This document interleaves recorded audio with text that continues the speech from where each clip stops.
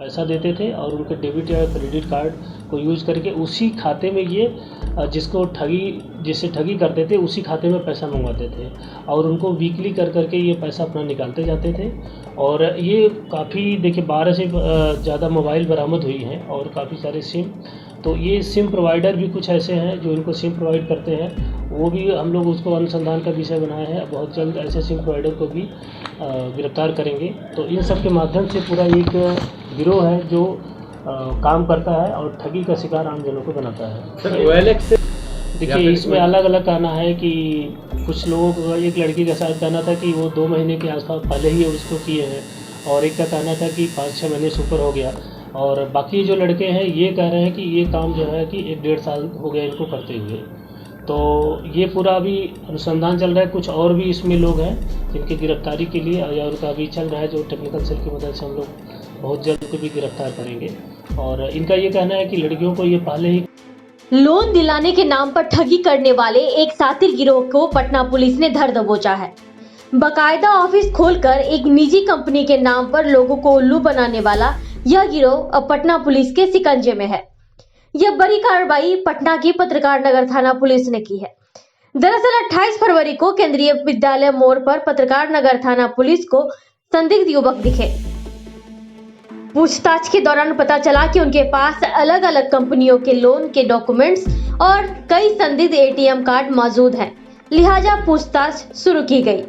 पूछताछ के दौरान नालंदा के कतरी सराय थाना क्षेत्र निवासी गुलशन कुमार और सरल सुमन शेखर उर्फ कुणाल कुमार ने पुलिस को बताया कि ये लोग कंकरबाग थाना क्षेत्र के मकान संख्या 31 में एक 2 BHK का फ्लैट लेकर फर्जीवाड़े का दफ्तर चला रहे हैं। को गिरफ्तार किया गया, क्या कुछ पूरा मामला है?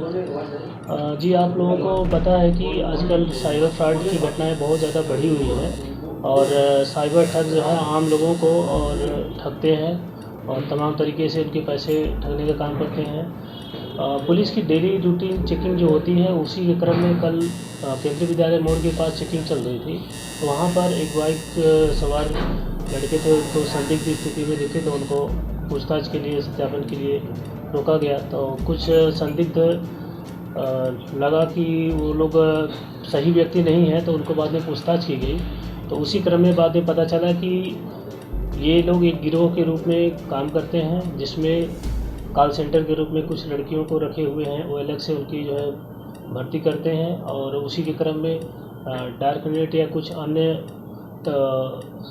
साइट्स के माध्यम से ये लोग क्या करते हैं कि कुछ डिटेल्स वगैरह किसी से हायर करते हैं और उसको किराए पे जो है सारे जो डेटा वगैरह कलेक्ट करने के बाद इसी डेटा से वो ऑल ओवर इंडिया लोगों को फ़ोन कॉल से कि आपको इंस्टेंट लोन चाहिए या इंश्योरेंस या अन्य जो वित्तीय फैसिलिटीज़ वगैरह होती हैं तो उसी के नाम पे लोगों से प्रोसेसिंग फ़ी या अन्य चीज़ें मांगते थे। और इनका ये कहना था कि पर डे ये 100 से ऊपर कॉल करते थे लोगों को, जिसमें 10-20 लोग फंसी जाते थे और महीने में इनका कहना है कि 4 से 5 लाख रुपए ये कमा लेते थे और लोगों को शिकार बनाते थे अपने ठगी का, जिससे काफ़ी लोगों को नुकसान उठाना पड़ा। और इसी के क्रम में जो जब्त हुआ है तो 186 पन्ने का एक डॉक्यूमेंट्स भी जब्त हुआ है, जिसमें यदि आप लोगों को दिखाया जाए तो कुछ ऐसे डॉक्यूमेंट नाम, ईमेल आईडी और उनका एड्रेस, पैसे कितना वो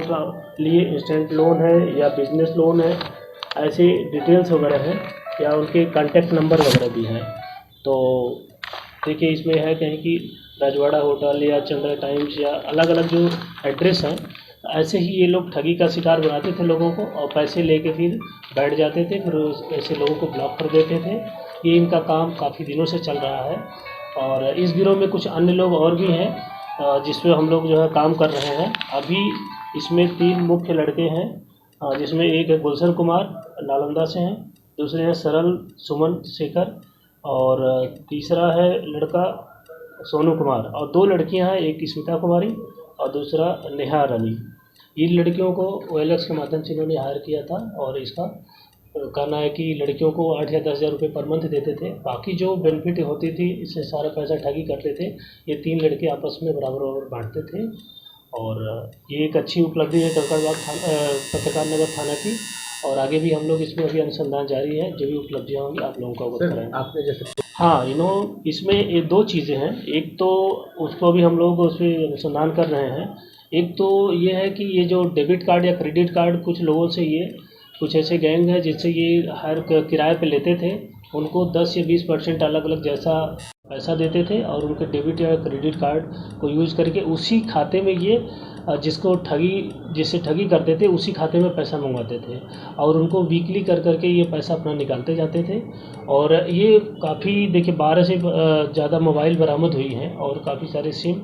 तो ये सिम प्रोवाइडर भी कुछ ऐसे हैं जो इनको सिम प्रोवाइड करते हैं, वो भी हम लोग उसको अनुसंधान का विषय बनाए हैं। बहुत जल्द ऐसे सिम प्रोवाइडर को भी गिरफ्तार करेंगे। तो इन सब के माध्यम से पूरा एक गिरोह है जो काम करता है और ठगी का शिकार आम जनों को बनाता है। सर OLX से देखिए इसमें अलग अलग कहना है कि कुछ लोगों को, एक लड़की का शायद कहना था कि वो 2 महीने के आसपास पहले ही उसको किए हैं और एक का कहना था कि 5-6 महीने से ऊपर हो गया और बाकी जो लड़के हैं ये कह रहे हैं कि ये काम जो है कि 1-1.5 साल हो गया इनको करते हुए।